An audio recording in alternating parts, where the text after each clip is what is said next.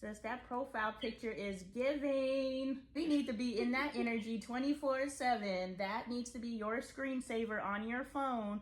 If it's not already, one of your assignments is to go find the picture that you were feeling yourself and make that your screensaver, okay? Okay. The reason why you want to do that is every time you open your phone, you want to see her looking back at you and you want to make her proud.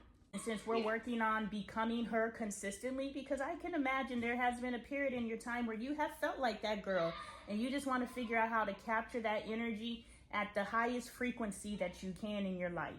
So go find that picture where you like, yeah, I was in my bag. That picture represents when I'm in my bag.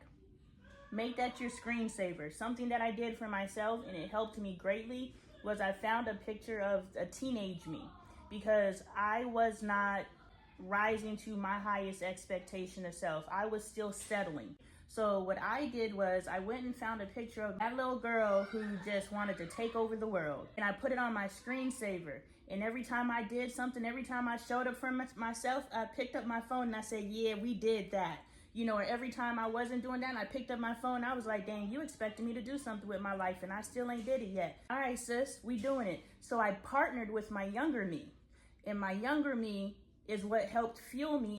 Because remember, the idea drops in, right? We don't know how the idea is going to come in. Sometimes the idea comes from we just have a thought in our head. But sometimes the idea comes from watching TV. Sometimes the idea comes from talking to someone. We don't know how the idea is going to come to us. But when it comes to us, we have to figure out how to apply it, right? That's all we're doing. We're tricking our brain. So you go find a picture of boss ass you and make that your screensaver. And every time you look at that, you be like, am I bossing up right now? If no, then boss up. If yes, she proud. She is giving you a virtual high five like, yes, sis, this is what the fuck we out here doing. That makes sense? That's the struggle in itself is doing that first step and putting that picture because for me, looking at myself, like looking at a picture of myself is I don't typically like. Now we're talking about some self-acceptance, self-love. If you can't look at yourself, now we got to work through that. So while we're doing this, you're healing something else. Yeah. So we're not going to sit in the space of limitations anymore. What we're going to do is we're going to put that picture there. And even if it's a quick little, let me hurry up and unlock my screen so I ain't got to look at myself. But that slight glimpse is exposing you to something that you need to so that you can pull in closer to yourself. Exactly, yeah. Because that's something I need to get into. Exactly. Until you can give you time, why you want other people to give you time? I'm giving you as much time as you give yourself. You understand? What you give yourself is what I give you. Okay. So yeah, that's why I was like, I'm putting that foot down because that's why I was like, no, I have a meeting today at 2.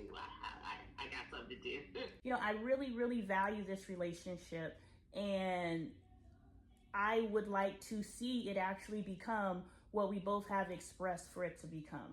So is it possible for you and I to both sit down either on phone or in person? I think in person is better, right? Because of the distractions. And really hash out what friendship looks like for you. Mm-hmm. And so you would say, I would like balance because in the past, what I feel has happened, I statements, right?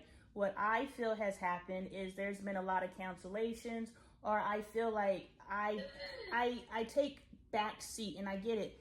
Life happens, but in a friendship, I believe at least once a month we can show up for each other. So we're oscillating, and you're expressing the expectation because it really just sounds like your friend was never taught how to be the type of friend that you are. And we're not going to put that on her like she's doing anything wrong. She just ain't ever moved like that. And no one ever asked her to.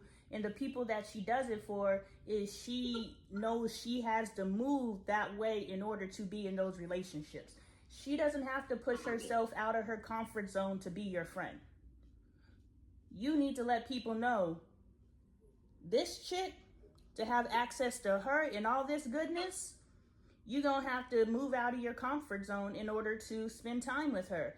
You need to let people know this chick, to have access to her and all this goodness, you're going to have to move out of your comfort zone in order to spend time with her. You don't treat me like an afterthought. So This friendship, just like the relationship, since you value it, we're going to try to work with it.